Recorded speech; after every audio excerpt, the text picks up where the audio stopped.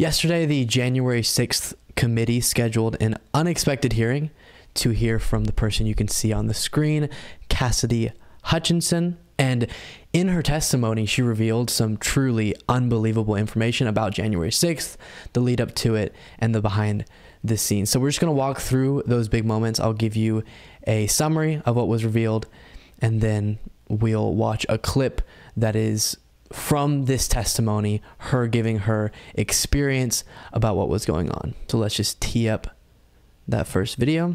So first, this Cassidy Hutchinson, who was an advisor to Chief of Staff Mark Meadows, so very, very close to Trump and in that inner circle.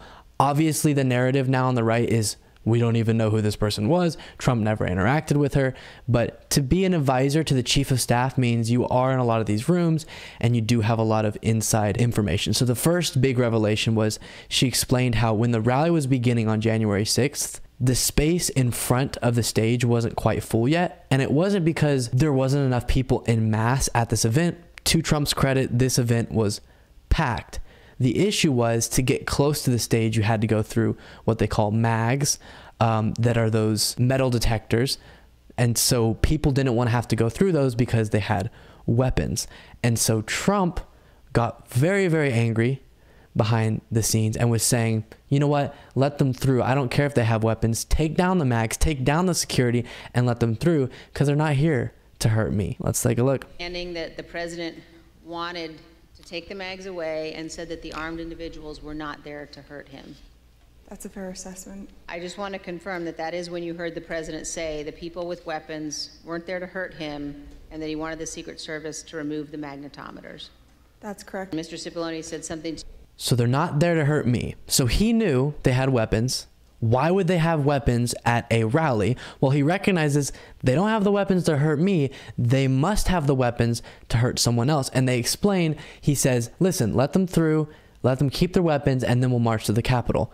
That could not be a more clear setup for let them use their weapons in some sort of invasion of the Capitol. Wild stuff. The next revelation was that Donald Trump didn't want to have to go back to the White House, wanted to go to the Capitol, as he said in his speech, which I'll be honest, whenever I originally watched him say, and I'm going to march down to the Capitol with you, I thought he was just trying to encourage all of his followers to do what he was asking, but he wasn't actually planning on going to the Capitol. What would be the purpose of that?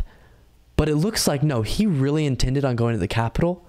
But of course, his staff behind the scenes was panicking because that would not be an option at all. To bring the president down to the Capitol when all this chaos is going on would be a horrible, horrible look. And so they were aware that already, but definitely if he went to the Capitol and was encouraging people to get violent in some way, encouraging people to go into the Capitol right there on the scene, they might be criminally liable for some of what went on. So let's check that out. That's correct. Mr. Cipollone said something to you like, make sure the movement to the Capitol does not happen. Is that correct? Mr. Cipollone said something to the effect of, please make sure we don't go up to the Capitol, Cassidy. Keep in touch with me. We're going to get charged with every crime imaginable if we make that movement happen. And do you remember which crimes Mr. Cipollone was concerned with?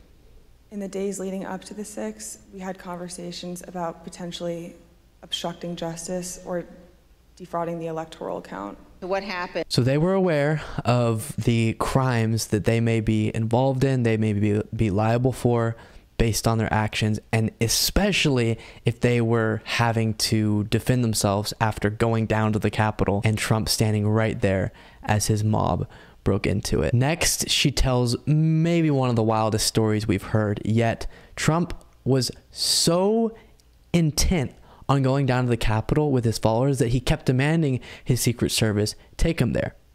But not unexpectedly, very expectedly, his Secret Service said, no, we can't take you to some not secure area where a bunch of people are rallying around. It looks like it might get violent. We haven't prepared that space for you to enter yet. Absolutely not. And he got so angry that it led to this while he's driving in his car, while the Secret Service member is. So what happened in the president's vehicle when the Secret Service told him he would not be going to the Capitol? The president said something to the effect of, "I'm the effing president, take me up to the Capitol now." To which Bobby responded, "Sir, we have to go back to the West Wing."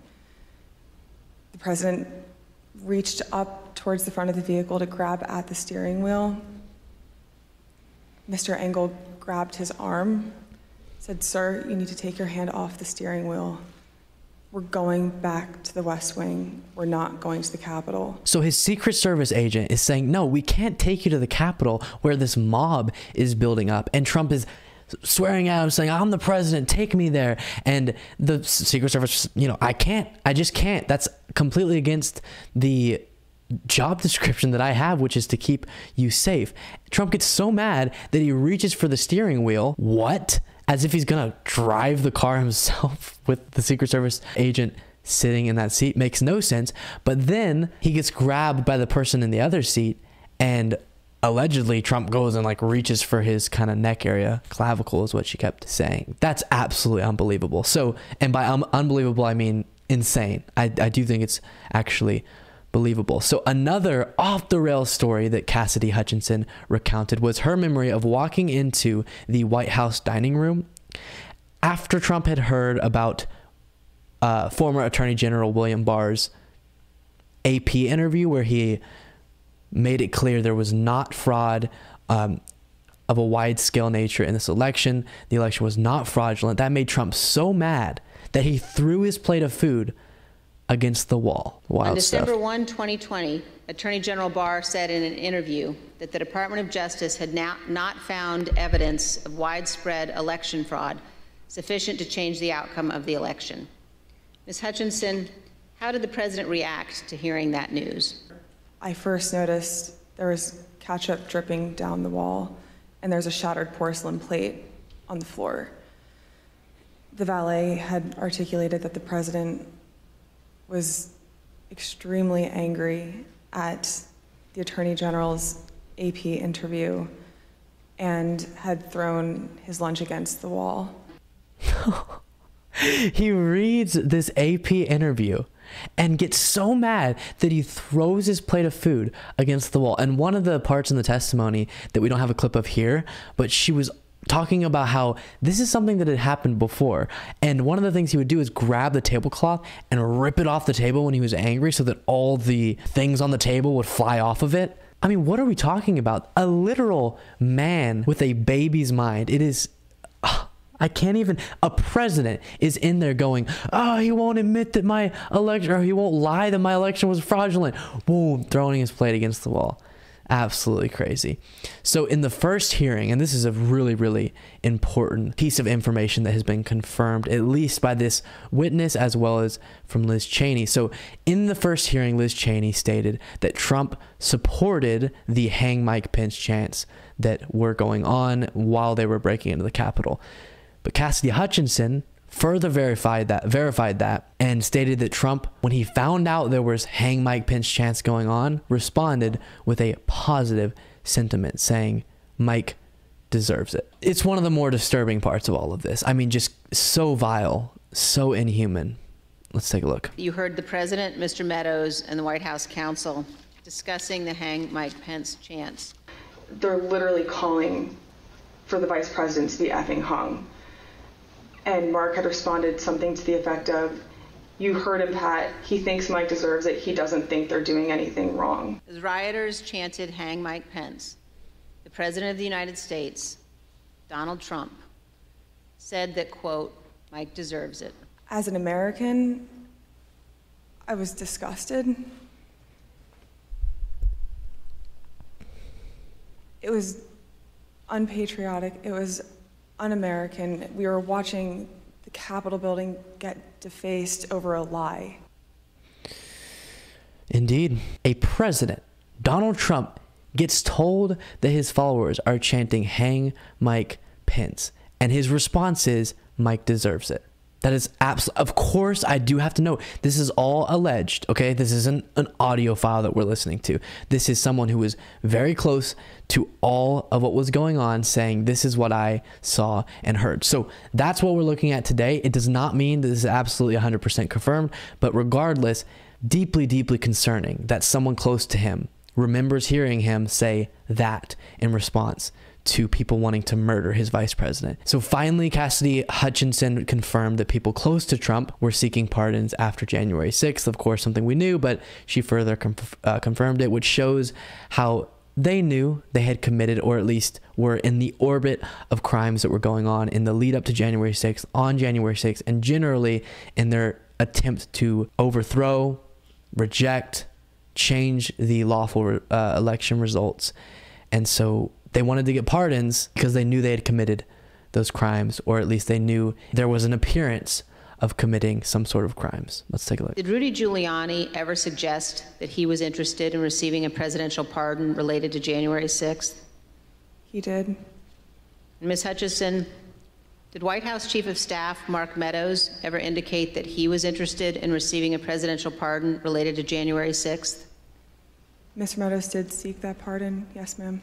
So Rudy Giuliani and Mark Meadows, Chief of Staff and Trump's private lawyer, I don't know exactly Rudy Giuliani's position, both were so concerned that they had done illegal acts that they wanted a pardon from the president before he left.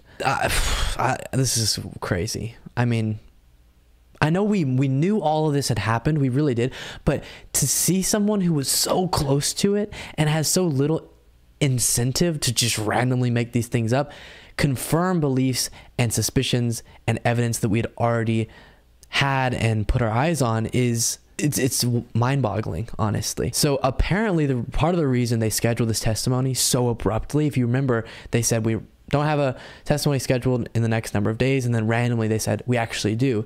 And part of the reason that that happened was they were so scared about Cassidy Hutchinson's safety, and that if they announced the hearing that they were going to have a testimony and it was found out that Cassidy Hutchinson was the person, she might be so threatened that she might not want to show up. And so they had to do it so abruptly, so there was no time for that to happen. And you have to respect her for doing this. Don't have to call her the biggest here in the world. She did go along with Trump's lies and Trump's damage for so long, but at least she did this. At least she showed up, she told the truth, and had a massive impact on these hearings and on the truth that we now are aware of, or at least what we believe is most likely to be the truth. So I do think it has to be noted, she was a huge Trump person, a huge loyalist, and that's what makes it even more credible, the things that she's saying. We're going to talk about in a future story Trump's big response to this, as well as loyalists of Trump on Fox News, is to just go after the character of Cassidy Hutchinson and attack her personally, not refute her points directly. And when you see that, it's hard not to want to scream like, but she was on board with you this entire time. Why would she all of a sudden just want to make up stuff against you? No, she was so disturbed by what she saw, and she wanted to protect her own butt, honestly. She wanted to not be held criminally, like not even have the chance of being held criminally responsible herself. So she's going to go tell the truth, get it all out there, and hopefully earn herself some level of protection. But absolutely wild stuff. The January 6th hearings have turned out to be, honestly, way more groundbreaking than I had expected, and put on very, very well, and a lot of truth that I don't even know I thought was going to be proved has been, and that is good news, even though most of this is very dark stuff.